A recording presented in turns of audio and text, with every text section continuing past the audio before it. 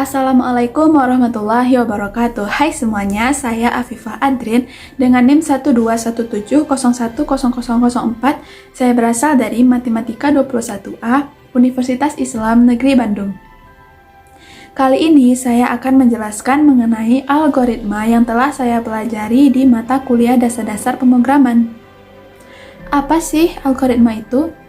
Apa yang ada di dalam algoritma? Bagaimana cara menyelesaikan algoritma? Apa guna algoritma? Dan apa saja kata-kata penting yang perlu kita pahami dalam mempelajari algoritma? Di era informasi ini, komputer tidak lepas dari segala aktivitas manusia. Informasi diambil, dikumpulkan, diolah, lalu disimpan serta disebarluaskan kepada manusia melalui komputer. Komputer merupakan alat untuk mengolah data. Cara membuat komputer ini menggunakan ilmu. Kita membutuhkan ilmu untuk membuat komputer. Maha suci Allah yang telah menciptakan manusia dan membekali kita ilmu. Matematika merupakan salah satu cabang dari ilmu yang mempelajari tentang perhitungan. Semakin modern kehidupan, maka semakin banyak data yang perlu diolah dan semakin kompleks perhitungannya. Maka, mahasiswa dituntut untuk menciptakan programnya sendiri melalui komputer. Program adalah kumpulan kode-kode yang diperlukan untuk memerintahkan sebuah komputer dalam melakukan sebuah pekerjaan. Sebelum membuat program, kita perlu memahami langkah-langkah untuk menyelesaikan masalah. Langkah-langkah tersebut kita tuangkan ke dalam algoritma. Jadi, algoritma adalah langkah-langkah yang kita perlukan dalam menyelesaikan sebuah pekerjaan. Nah, ada namanya komputasi. Komputasi ini adalah sebuah kegiatan mengolah data menggunakan komputer. Di mata kuliah dasar-dasar pemrograman, mahasiswa diajarkan untuk memahami langkah-langkah dan menuangkannya ke dalam bentuk algoritma. Lalu algoritma ini akan diberikan dalam bentuk bahasa program kepada komputer untuk melakukan sebuah pekerjaan. Bahasa algoritma tidak dimengerti oleh komputer. Komputer hanya memahami bahasa mesin, sedangkan manusia sulit untuk memahami bahasa mesin. Maka dari itu, kita memerlukan penerjemahan dari bahasa mesin tersebut. Bahasa mesin itu terdiri dari bilangan bintang, yaitu 0 dan 1. Ada jenis-jenis bahasa program. Yang pertama yaitu interpreter. Interpreter adalah bahasa program dengan penerjemahan perintah keseluruhan. Lalu ada compiler. Compiler ini bahasa program yang penerjemahannya dari perintah baris ke baris. Ada juga jenis bahasa program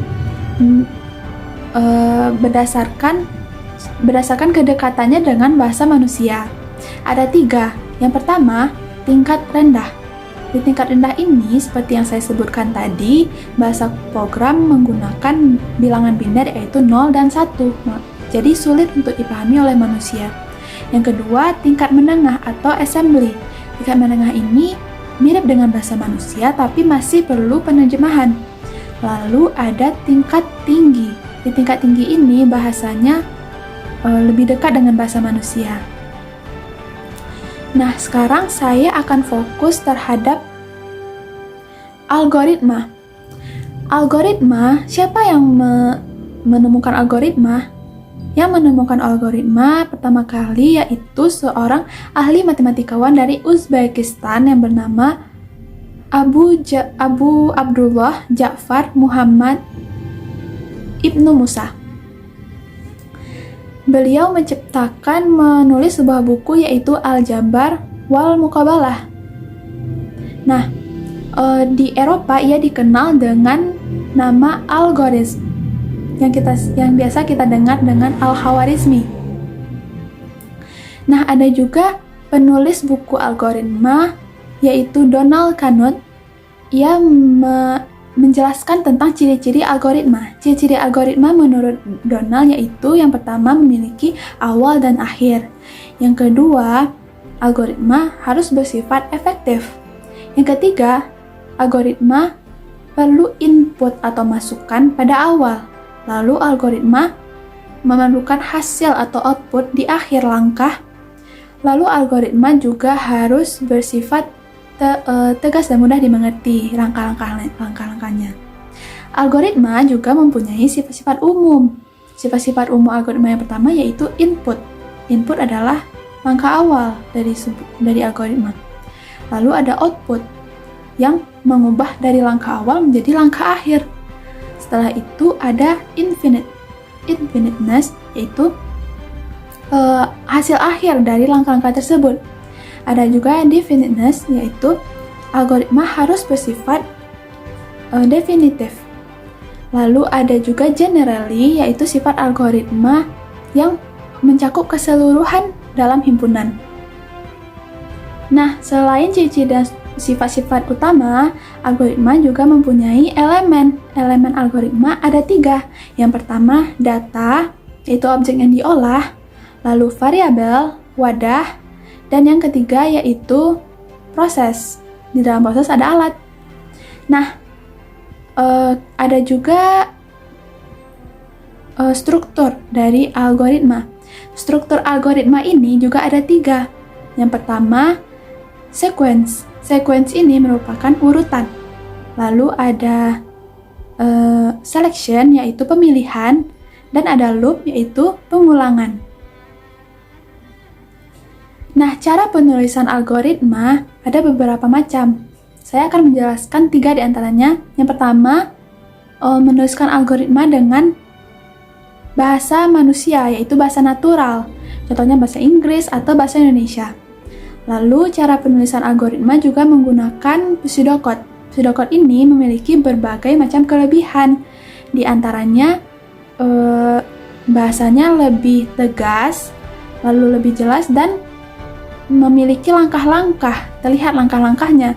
Lalu ada juga penulisannya dalam bentuk flowchart. Flowchart ini adalah penulisan algoritma dengan menggunakan diagram alir. Nah, algoritma ini merupakan langkah-langkah atau proses yang kita lakukan untuk menyelesaikan sebuah masalah. Nah, di algoritma ini kita memerlukan bahan sebagai data yang diolah, lalu variabel sebagai wadahnya, dan juga alat untuk proses dalam melakukan algoritma.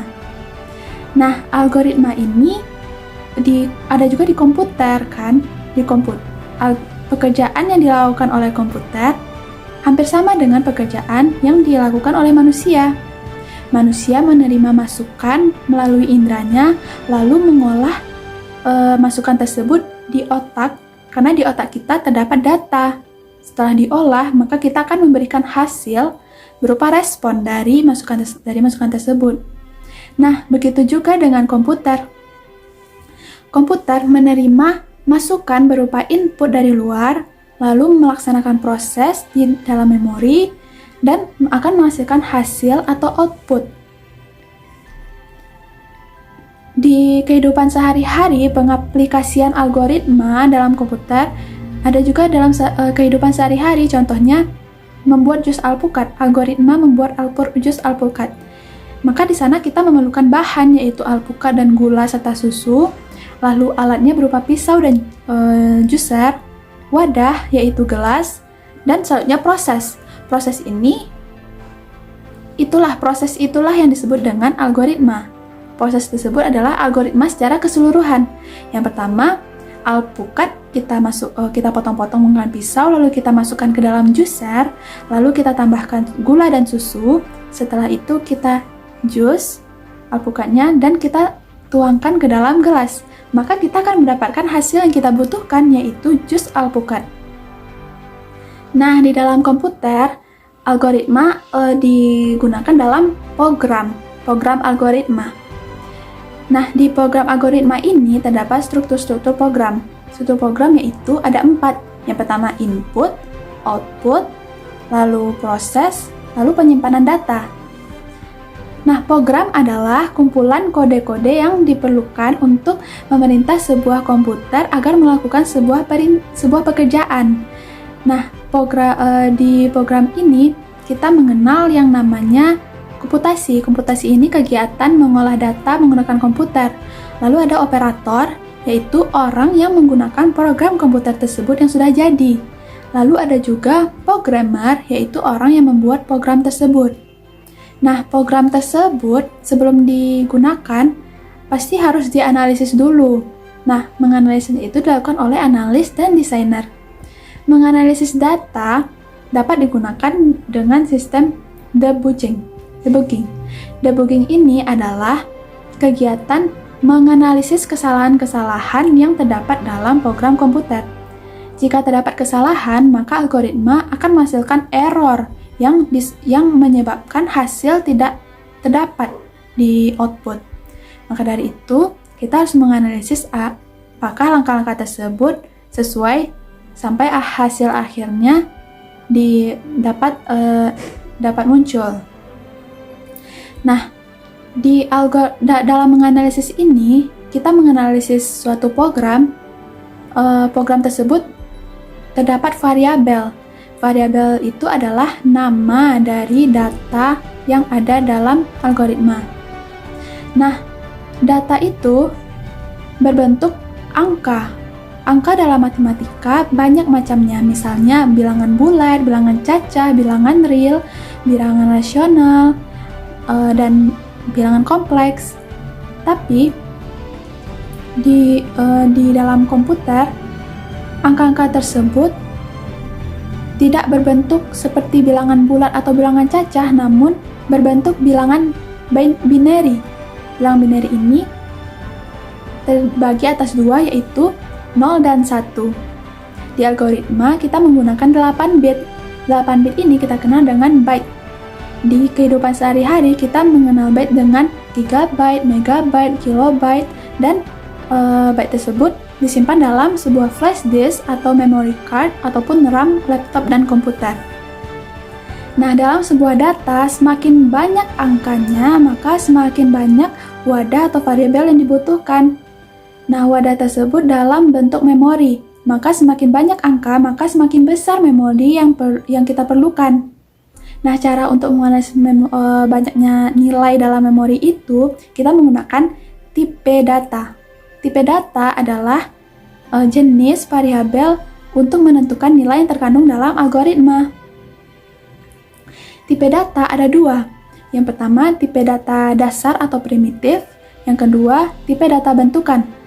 Tipe data primitif atau tipe data dasar adalah tipe data yang biasa digunakan dalam seluruh bahasa komputer. Nah, tipe dasar ini ada 4. Yang pertama, int, yaitu bilangan bulat. Yang kedua, float atau bilangan real.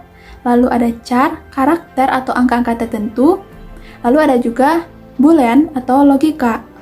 Misalnya, benar atau salah. Jadi hanya terdiri antara 0 dan 1, benar atau salah. Lalu ada juga tipe data bentukan. Tipe data bentukan ini ada 3. Yang pertama, array.